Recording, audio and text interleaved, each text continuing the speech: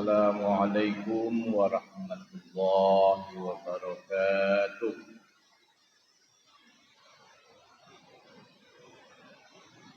Alhamdulillahilladzi arsala rasulahu bil huda wa dinil haqq liyuzhirahu 'alad dini kullih walau karihal kafirun. Asyhadu an la ilaha illallah wahdahu la syarikalah wa asyhadu anna Muhammadan abduhu wa rasuluhu la nabiyya ba'dah. Allahumma salli ala Muhammad wa ala alihi wa ashabihi ajma'in. La haula wa la quwwata illa billahil aliyyil azim. Hasbiyallah wa ni'mal wakil, ni'mal maula wa ni'mal nasir. Amma ba'd. Kita ucapkan alhamdulillahi rabbil alamin. Kita bersyukur kehadirat Allah, di mana di antaranya yang kita syukuri adalah kita masih diberi kesempatan oleh Allah untuk memperbaiki diri dalam segala hal. Sebelum datang penyesalan, ketika malaikat maut datang, yang mana waktu itu keberangkatan kita ke alam barzah tidak bisa ditunda dan juga tidak bisa dipercepat. Maka mari memanfaatkan sisa umur yang tinggal sedikit lagi sebagai umat Muhammad sallallahu alaihi wasallam. Dengan tidak bosan-bosannya saya selalu mengulang ini untuk diri saya terutama. Dan buat bapak-bapak, ibu-ibu, saudara saya seiman. Innamal mu'minuna ikhwatun.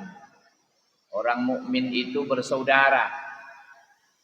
Kata Nabi, persaudaraannya bagaikan satu bangunan. Antara satu dengan yang lain saling menguatkan.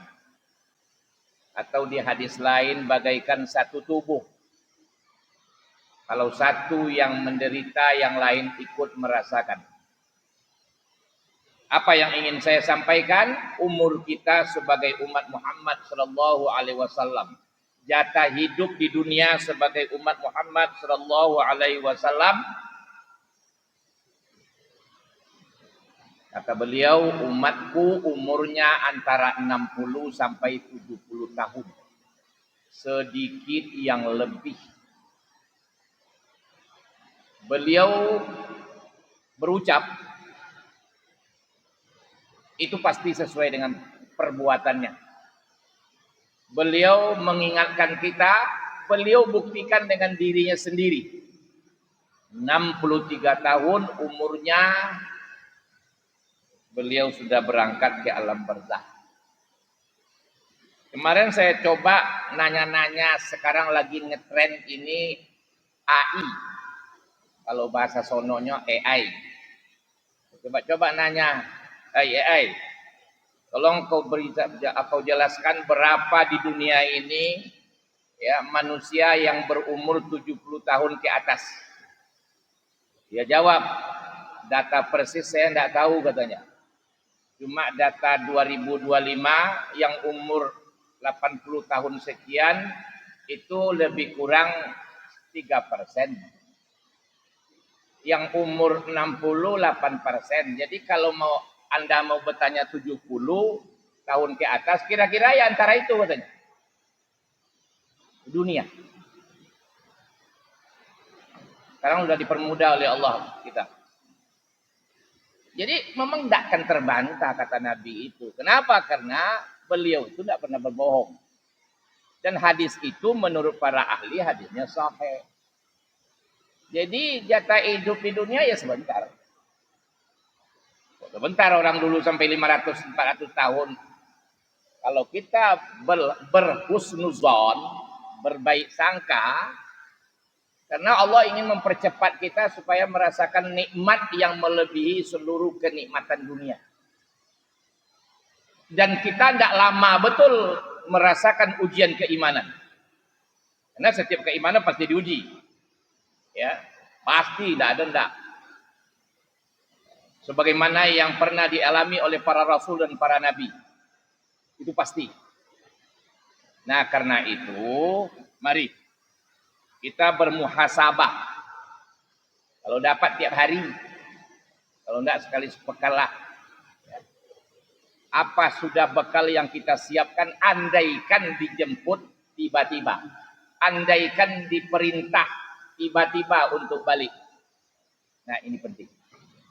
Nah, inilah yang membuat para orang-orang soleh dulu, dan barangkali sekarang juga, karena kita tidak ketemu aja kadang, mereka banyak menangis di tengah malam. Mereka banyak menangis menjelang matahari terbenam. Ya, mereka banyak menangis ketika akan tidur, memikirkan nasib mereka memikirkan nasibnya, bagaimana andaikan aku pulang tiba-tiba sementara bekal sangatlah sedikit. Kalaupun ada amalan yang saya buat, belum ada jaminan diterima oleh Allah Subhanahu wa taala. Bapak-bapak, ibu-ibu yang saya hormati, surga merupakan dambaan setiap manusia. Jadi tidak ada manusia yang tidak ingin surga. Kenapa? Karena ketika surga itu bisa kita evaluasi, maka paling tidak surga itu isinya 3. Pertama, surga itu isinya aman. Yang kedua, damai. Yang ketiga, kebaikan. Jadi isi surga itu 3 itu aja. Aman, damai, kebaikan. Nah, tidak ada manusia di muka bumi ini yang tidak ingin ketiga-tiganya itu. Semuanya ingin. Ingin aman. Ya. Ingin hidupnya damai. Ingin hidup dalam kebaikan. Sekalipun dia kadang-kadang tidak mau berbuat baik. Tapi dia ingin orang berbuat baik sama dia. Contoh. Ada tukang fitnah, di mana dia berada, orang gelisah dibuatnya. Bertetangga dengan orang, berkawan dengan orang. Ya. Pokoknya bejat lah. Tapi dia sendiri ingin hidupnya supaya orang berbuat baik kepada dia. Nah, itu memang fitrah manusia. Nah, bapak-bapak, ibu-ibu yang saya hormati, maka untuk mendapatkan itu, kekasih Allah, Habibullah, namanya Muhammad sallallahu alaihi wasallam, sejak kecil, masa remaja sampai berumur 40 tahun, itu tidak ada orang di Mekah yang tidak memuji beliau, yang kenal. Semua memuji. Sesuai dengan namanya Muhammad yang dipuji. Semua. Cuma setelah dia umur 40 menerima Iqra, memang ada beberapa orang yang membencinya. Itu orang yang di dalam kalbunya ada penyakit. Gitu aja. Fi qulubihim maradun. Fazadahumullahu marada. Di dalam hati mereka ada penyakit. Jadi Abu Jahal, Abu Lahab, Abu Sufyan sebelum masuk Islam, ya, Umar sebelum masuk Islam, itu penyakit di hatinya. Dialah yang membenci Nabi. Padahal sebelumnya menyanjung-nyanjung itu. Ya, tapi akhirnya Umar, Abu Sufyan, itu masuk Islam. Sehat, kalbunya sehat lagi, ya, diobat dengan Al-Quran, ya, sembuh, sehat. Maka Nabi mengingatkan kalau kalian mau surga, dan beliau menjamin ini. Beliau yang jamin, tentu sudah diridhai oleh Allah. Man qala, siapa yang mengucapkan raditu billahi rabba wa bil islami dina wa bi Muhammadin rasulan wajabat lahul jannah. Nah, ini tolong dibaca sering-sering ini. Ya. Tolong dibaca sering-sering. Tidak perlu sudah sholat saja. Silakan sampai nyetir pun boleh. Kalau bapak pedagang, kalau tidak ada pembeli sambil duduk, baca ini. Raditu billahi rabba wa bil islami dina wa bi Muhammadin rasulan. Apa jaminannya? Wajabat lahul jannah. Siapa yang mengucapkan aku ridho Allah sebagai Rabb, Islam sebagai din. Sering kita artikan din itu agama. Tapi ada arti lainnya, aturan hidup. Inna dina indallah al-Islam. Sesungguhnya aturan hidup yang diridhoi oleh Allah adalah Islam. Nah, kata Islam itu diantara maknanya adalah pasrah, selamat, menyelamatkan, damai. Nah, ini tadi di surga tadi. Kemudian aku ridho Muhammad sebagai Rasul. Ya. Rasul, laqad kana lakum fi Rasulillahi uswatun hasanah. Al-ayat. Pada diri Muhammad sallallahu alaihi wasallam sebagai Rasul, itu sudah ada suri tauladan yang baik bagi kalian, kata Allah. Kenapa Muhammad sallallahu alaihi wasallam dibelakangkan? Nah, begini. Karena nanti siapa yang mencontohkan Allah sebagai Rabb, Islam sebagai din, itu Muhammad sallallahu alaihi wasallam. Jadi tidak boleh dibalik-balik dulu. Radi itu Muhammad Rasul bi Muhammadin Rasulan. Jadi siapa yang mencontohkan bagaimana menjadikan Allah sebagai Rabb, Islam sebagai din, ya Muhammad sallallahu alaihi wasallam. Nah, karena itulah dalam syahadat rukun Islam pertama itu tidak boleh dipisah. Malah pakai waw. Nah, kalau azan kan ada pisah tuh, tidak pakai waw. Iqamah tidak pakai waw, ya. Tapi kalau syahadat tidak bisa. Asyhadu an la ilaha illallah wa asyhadu anna Muhammadar Rasulullah. Harus. Karena nanti yang mencontohkan bagaimana menjadikan Allah sebagai ilah itu ya Muhammad sallallahu alaihi wasallam. Bapak-bapak, ibu-ibu yang saya hormati, untuk menjelaskan aku ridho Allah sebagai Rabb, itu tidak bisa sebentar kayak ini. Nah, karena itu saya mengajak diri saya, kita semua, mari betul-betul serius mempelajari tentang Allah sebagai Rabb itu. Itu yang disebut oleh ulama dengan tauhid rububiyah. Ini penting. Ya. Penting sekali. Karena pengertian Rabb itu tidak kadang-kadang sebagaimana kita bayangkan yang kita ini Islam keturunan. Rabb Tuhan, ilah Tuhan. Tidak seperti itu. Ya, paling tidak kata Rabb itu bermakna ya, yang memiliki, yang berkedudukan tinggi, jadi Malik, Sayyid, yang berkuasa, Jabir, yang memperbaiki, Muslih, ya, yang memberi nikmat, Mun'im, yang mencipta dan mendidik, Murabbi, yang mengatur, Mudabbir.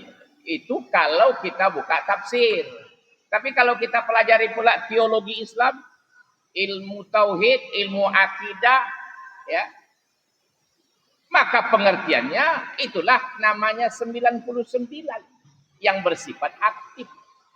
Dia Al-Fattah, dia Ar-Razzaq, dia Al-Mu'ni, dia yang membuka, dia yang memberi rezeki, dia yang mengayakan, dia yang memberi rasa aman, dia yang menyelamatkan, dan lain sebagainya.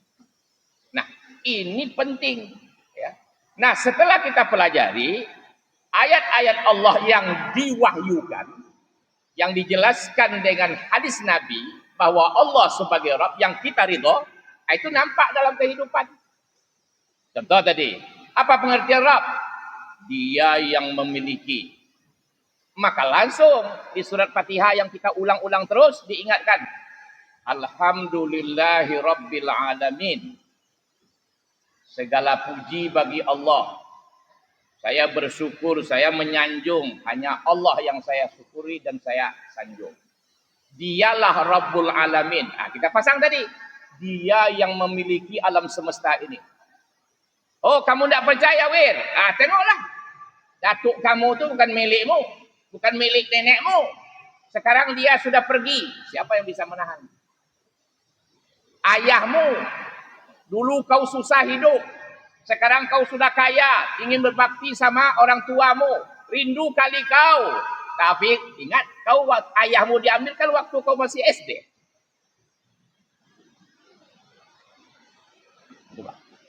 Istri enggak milik kita. Suami enggak milik kita. Siapa lagi? Pandangan kita enggak milik kita. Diri kita enggak milik kita. Kalau milik kita, coba tahan supaya kau jangan tua. Supaya kau muda terus. Coba tahan supaya telingamu enggak rusak. Coba tahan supaya matamu tidak rusak. Coba tahan supaya ginjalmu tidak rusak. Coba tahan supaya kau tidak mati. Tidak bisa. Itu pengertian Rabb. Aku ridho Allah sebagai Rabb. Artinya apa? Aku ridho bahwa hanya Allah yang memiliki semuanya. Yang lain enggak, pinjaman semua. Nah, kira-kira kalau pinjaman, Bapak Ibu minjamkan kepada saya mobil mewah, rumah mewah, ya, pakaian mewah. Kemudian saya bangga, saya sombong dengan itu. Dan ada orang tahu bahwa itu pinjaman sama saya. Kira-kira gimana? Coba. Zwir tidak sadar diri. Sombong pula itu. Tuh mobil mewahmu itu pinjaman. Si Anu yang belikan, punya si Anu bukan punyamu. Rumahmu yang mewah. Begitulah kira-kira hari ini malaikat melihat orang-orang yang sombong. Lautan melihat orang-orang maksiat. Batang kayu melihat orang-orang maksiat. Petir, angin, api, dan lain sebagainya. Seluruh tentara Allah. Makanya lautan setiap hari melihat orang maksiat. Tentara Allah setiap hari melihat orang maksiat. Dia minta kepada Allah, ya Allah, beri kami kebebasan untuk menghancurkan mereka. Maka sekali diberi oleh Allah kebebasan, hancur lebur semuanya. Jadi sederhana sekali. Semua pinjaman, jangan coba-coba membanggakan. Kayak Azul tadi. Baju yang mewah, sekian juta harganya, mobil yang mewah, harta yang banyak. Tapi Bapak tahu bahwa ini pinjaman, punya orang. Begitu kira-kira makhluk Allah yang soleh, melihat orang-orang yang sombong di muka bumi hari ini kepada Allah. Menganggap itu miliknya, tapi sebenarnya hanyalah amanah. Dan itu pasti akan ditanyanya besok. Ya, pasti akan ditanyanya di mahsyar. Ya. Bukankah engkau dulu di alam roh pernah berjanji dengan aku? Di dunia, waktu hidup sudah aku buktikan. Kenapa kau tidak sadar-sadar? Ya. Maka insya Allah, kalau ini kita mantapkan, pasti hidup kita aman. Pasti hidup kita aman. Dan itu sudah dibuktikan oleh orang-orang hebat, para nabi dan para rasul. Sadar betul dia semuanya pinjaman, maka ketika diambil, silahkan. Ya. Ketika diberi, dia tidak sombong. Malah dia kadang-kadang menangis. Kalau ini menjebak saya untuk jatuh kepada maksiat. Baik yang berilmu, orang alim, atau jabatannya, atau kekayaannya. Mudah-mudahan kita yang hadir ini semua nanti bertemu dengan Allah dalam keadaan Allah meridai kita. Kita rindu kepada Allah untuk bertemu, melihat wajahnya di surganya. Amin ya rabbal alamin. Subhanakallahumma wa bihamdika. Asyhadu an la ilaha illa anta astaghfiruka wa atubu ilaik. Assalamualaikum warahmatullahi wabarakatuh.